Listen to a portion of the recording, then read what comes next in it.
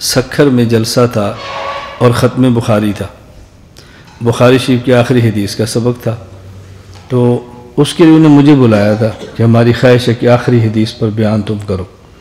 تو میں نے خیر وہ ایک لمبی بات ہے سمجھائی، میں تو اس میں صرف ایک بات کرنے لگا۔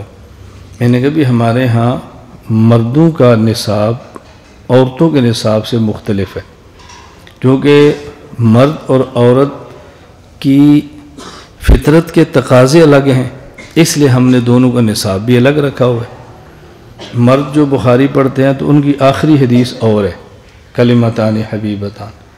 عورتیں جو بخاری پڑھتی ہیں تو ان کی آخری حدیث کتاب النکاح کی آخری حدیث ہے، عاتبنی ابو بکر وجعل یقتلنی بیدی فی خاصرتی، امی عائشہ رضی اللہ تعالیٰ عنہ کا قول ہے۔ تو میں نے کہا ہمارے ہاں خواتین کے لیے کتاب النکاح پر بخاری ختم ہو جاتی ہے، چونکہ والد کے ذمہ ہے کہ بیٹی کی تربیت کرے اور نکاح کر کے فارغ کر دے، اس لیے ہم مدرسے میں کتاب النکاح پڑھا کے فارغ کر دیتے ہیں۔ استاد بھی باپ کی طرح ہی ہوتا ہے، تو میں نے کہا ہمارا نصاب یہاں تک چلتا ہے۔ تو حضرت امام بخاری رحمۃ اللہ علیہ نے کتاب النکاح کے آخر میں جو ہمارے یہاں بچیوں کے نصاب کی آخری حدیث ہے، اس میں دو مسئلے بیان فرمائے ہیں۔ باب قول الرجل لصاحبی الارستم اللیلۃ، کیا کوئی شخص اپنے ساتھی سے پوچھ سکتا ہے کہ رات گھر والوں کے پاس گئے تھے؟ دوسرا مسئلہ وطان الرجل ابنۃ فی الخاصرۃ عند العتاب، کیا باپ اپنی بیٹی کو تنبیہ کر سکتا ہے؟ اور جو دلیل پیش کی ہے وہ صرف اس مسئلے پر ہے کہ باپ اپنی بیٹی کو تنبیہ کر سکتا ہے۔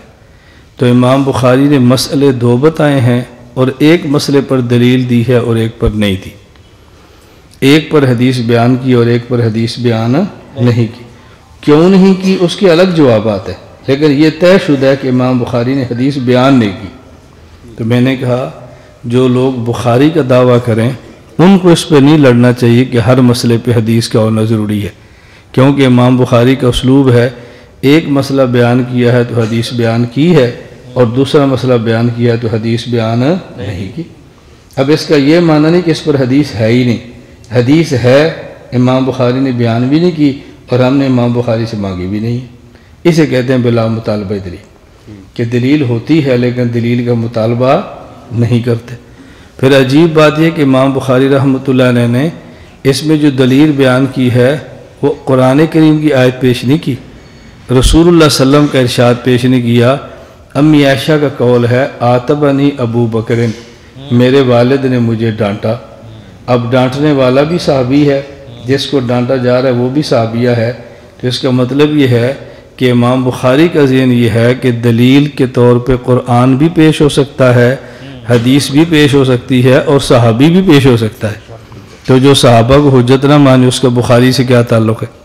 جو ہمیشہ یہ بات کہتا ہے جی اللہ اللہ کا رسول پیش کرو، ہم صحابہ کو نہیں مانتے، اس کا بخاری سے کیا تعلق؟